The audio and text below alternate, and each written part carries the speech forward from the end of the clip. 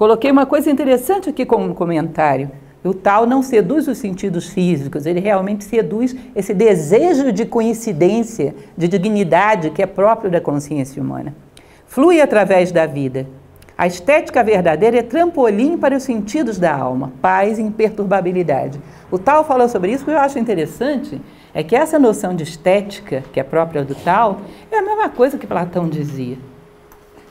Platão dizia que quando você olha para uma coisa bela, você não tem desejos, uma coisa verdadeiramente bela, não quero para mim.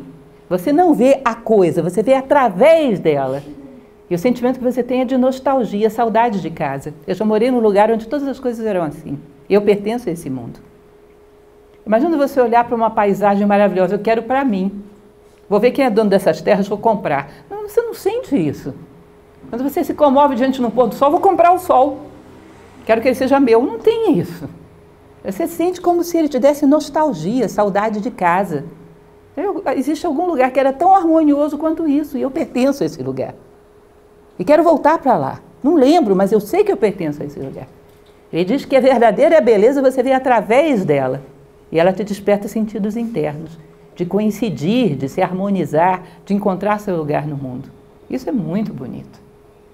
E tanto de tradições que falam sobre isso e definem a estética assim. Eu acho muito interessante. Que, aliás, nem usariam a palavra estética, né? Porque essa palavra, para definir o sentimento da beleza, ela é um pouco duvidosa, porque ela vem exatamente de estésis, que é o prazer dos sentidos. E a estética clássica é um sentido interno e não meramente sentidos físicos.